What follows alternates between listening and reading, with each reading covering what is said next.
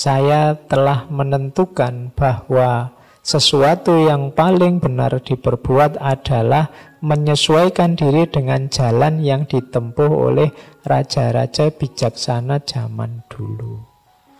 Mencari pengertian-pengertiannya dan menguji perbuatan-perbuatan orang ke dalam ucapan-ucapan orang bijaksana zaman dulu.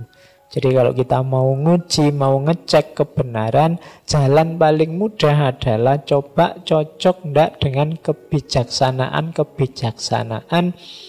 tokoh-tokoh zaman dulu. Kenapa? Karena zaman dulu sudah lebih terbukti. Tokoh-tokoh zaman dulu kan sudah jelas dijalankan sebelumnya. Kalau zaman sekarang kan levelnya masih berteori. Jadi makanya dasarnya tadi katanya Mozi coba dicek di raja-raja bijaksana, tokoh-tokoh bijaksana, orang-orang bijaksana zaman dulu. Oke, ini beberapa ilustrasi tentang konsekuensialismenya gagasannya Mozi. Suatu ketika ada penguasa Lu, raja Lu yang tanya pada Mozi, "Aku punya 2 anak," katanya Raja Lu. "Yang satu suka belajar. Yang satunya lagi murah hati, suka bersedekah pada orang lain. Dari 2 anak ini, kira-kira mana yang aku jadikan putra mahkota?" Jawabannya Mozi, "Ya saya tidak tahu.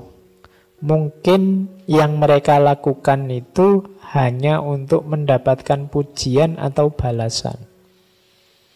Kalau hanya dilihat dia rajin belajar atau dilihat dia ini murah hati, belum bisa diputuskan. Karena bisa jadi itu hanya untuk dipuji, atau itu hanya untuk mancing biar diangkat jadi putra mahkota. Umpan dari seorang pemancing itu tidak dimaksudkan untuk memberi makan ikan. Menjebak tikus dengan makanan itu bukan berarti kita cinta pada tikus." Itu sindirannya Mozi. Jadi kalau anakmu kok tiba-tiba rajin membaca, yang ini tiba-tiba rajin sodako, nanti dulu. Jangan-jangan itu hanya umpan. Biar apa? Biar diangkat jadi putra mahkota. Umpan itu jangan dianggap. Kalau kita mancing pakai umpan, itu kan bukan berarti kita sedang memberi makan ikan kan. Wong ikannya yang mau kita ambil, yang kita makan. Kalau kita sedang menjebak tikus itu kan pakai makanan. Tapi kan niatnya bukan memberi makan tikus, tapi membunuh tikus. Jadi dilihat dari perbuatan lahiriahnya itu memberi makanan. Kamu kan kayak, wah ini murah hati sekali. Ikan di dalam air dikasih makan sampai dalam. Lu enggak, itu enggak ngasih makan ikan, itu malah justru mau ngambil ikannya. Jadi kalau ada temenmu kok beli racun tikus terus dikasih makan enak-enak tikusnya, kamu jangan, wah ini kamu murah hati sekali, tikus saja dikasih makan. Enggak, itu enggak ngasih makan tikus. Itu mau membunuh tikus. Jadi tidak bisa dilihat dari perbuatannya yang kelihatan. Melihatnya di mana? Coba cek tujuan dan akibat dari perbuatan itu. Coba tunggu dulu, nanti dilihat hasilnya. Cari tadi bukti konkretnya sama aplikasi konkretnya. Jadi tidak sekedar jenis perbuatannya. Sama kan, misalnya kalian, ini kalau dilihat dari jenis perbuatannya, kalian malam hari ini sama semua levelnya. Sama-sama hadir malam ini di sini. Tapi nanti dulu dilihat tadi output, outcome, dan impact-nya. Itu nanti yang menunjukkan kamu sukses atau tidak ngaji. Jadi tidak sekedar jenis perbuatannya. Nanti kalau dalam Islam kan nanti dimulai dari niatnya, jenis perbuatannya, dan macam-macam. Tapi yang jelas tidak bisa hanya dari bentuk perbuatannya. Tidak selalu kalau ada temenmu suka nraktir, suka nganter, kemudian tiap malam WA, itu berarti dia jatuh cinta. Kamu harus teliti, harus jeli. Jangan-jangan ada pamrih yang lain. Jangan-jangan kayak tikus tadi ini sebenarnya mancing. Ada tujuan lain yang tidak terduga. Oke, jadi itu logika tadi yang disebut konsekuensialisme. Dilihat efeknya, dilihat akibatnya. Apa bisa, Pak, perbuatan sekarang kok melihat akibatnya di masa depan? Apa kita tahu masa depan? Ada ceritanya juga. Suatu ketika sahabatnya Mozi, namanya Peng Sing Sengse. Boso, semoga benar, kalau salah dimaklumi. Oke, ya, karena ilate bedo. Ini banyak kan sering kalian dengar kalimat masa lalu dapat diketahui tapi masa depan tidak. Mozi menjawab, bayangkan, disuruh mengilustrasi. Misalnya orang tuamu yang di kampung. Suatu hari mereka dapat halangan. Sementara jarakmu dari mereka 30 mil. Waktumu hanya 1 hari. Kalau kamu bisa menjemput mereka, kalau mereka sampai tujuan dalam waktu sehari, mereka bisa selamat. Kalau tidak, mungkin mereka meninggal. Terus kamu punya kereta bagus. Satu kereta dengan kuda yang kuat, keretanya juga bagus. Sementara yang satu, kamu juga punya kereta, tapi kudanya lemah, keretanya juga bobrok. Kalau harus milih, kamu milih mana, katanya Mozi. Jadi kamu butuh segera ke kampung menjemput orang tuamu. Karena kalau tidak dijemput, mereka bisa meninggal. Karena di sana ada virus corona. Nah ya, zaman itu. Oke. Nah, kamu punya 2 kereta. Yang satu kereta yang bagus, yang satu kereta yang jelek. Kamu milih mana? Ya mesti aja Sengse jawabnya, ya tentu kereta yang bagus. Karena nanti mesti nyampenya tepat waktu, terus sesuai rencana. Berarti apa? Kamu kan bisa menghitung masa depan. Kalau milih yang bagus bisa nyampe tepat waktu. Kalau milih yang jelek tidak bisa tepat waktu. Itu kan namanya membaca masa depan. Katanya siapa masa depan itu tidak jelas. Kalian kalau mau ujian belajar kan, itu berarti kalian percaya masa depan tidak sebagai sesuatu yang tidak jelas. Kalian yakin kalau belajar nilaimu bagus. Kalau nilaimu bagus, masa depanmu lebih baik daripada kalau kamu tidak belajar. Berarti apa? Masa depan itu bukan sesuatu yang sama sekali gelap. Kadang-kadang meramal itu tidak harus butuh ilmu gaib. Kamu butuh kecerdasan saja. Yang sangat cerdas, kamu bisa mudah membaca masa depan.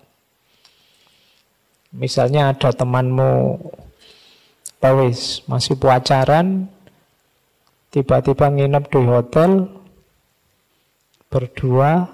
Begitu paginya keluar, kamu bilang, wah, tunggu saja, bulan depan mesti hamil kamu, misalnya. Loh, ini kan membaca masa depan. Kalau kamu tidak percaya masa depan, katanya siapa? Masa depan di tangan Allah. Bisa jawab begitu, tapi tidak. Bisa kita prediksi kok. Emangnya ngapain nginep di hotel berdua? Masuk sholat tahajud kan enggak? Ya kan? Kan kita bisa membaca.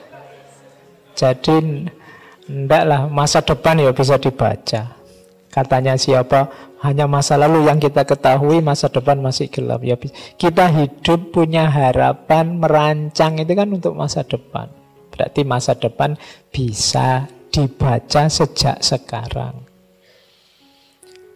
Oke, ini untuk yang males-malesan dengan alasan takdir. Sebenarnya nanti ada beliau anti fatalisme. Ya enggak, ya harus kamu rancang masa depanmu. Oke, terus ini yang tadi gagasannya tentang heaven's will. Heaven's will itu kehendak langit, kehendak Tuhan. Jadi ini berhubungan dengan negara dan pemimpin. Jadi katanya Mozi, negara yang sudah lahir, sukses lahir, Indonesia sukses proklamasi, itu berarti memang kehendak Tuhan. Makanya di undang-undang kita kan ya, atas berkat rahmat Allah, itu kehendak Tuhan. Kalau Allah tidak menghendaki ya tidak lahir negara kita. Nah, diberikan pada siapa? Pada masyarakat. Jadi kehendak Tuhan diberikan pada rakyat, pada masyarakat. Terus tugasnya masyarakat milih pemimpin. Kalau pemimpin sudah terpilih, pemimpin yang terpilih ini berarti juga dialah yang dikehendaki oleh langit.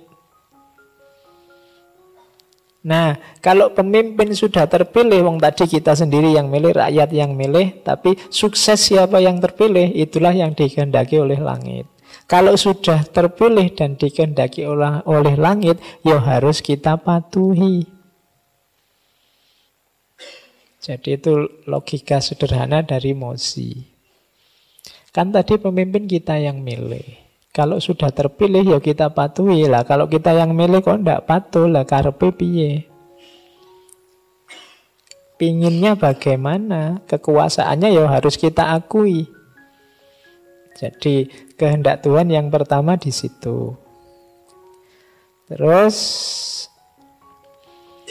sangunya, bekalnya seorang pemimpin apa? Tadi kan dia sudah dipilih dan dipatuhi oleh rakyat sebagai manifestasi dari kehendak Tuhan. Tugasnya apa? Seorang pemimpin itu mewujudkan tadi cinta universal. Kehidupan yang saling membantu. Jadi kerjasama. Kayak di Konfusius itu kan ada istilah reification of name. Silahkan orang bekerja sama sesuai namanya. Sesuai namanya berarti sesuai posisinya. Yang jadi menteri jalankan tugas-tugas kementerian sebaik mungkin. Yang jadi petani jalankan tugas-tugas pertanian sebaik mungkin. Yang jadi mahasiswa jadilah mahasiswa sebaik mungkin. Itu kuncinya sukses satu negara. Bisa semacam ini ketika orang saling membantu, saling mendukung. Itulah nanti yang disebut cinta universal.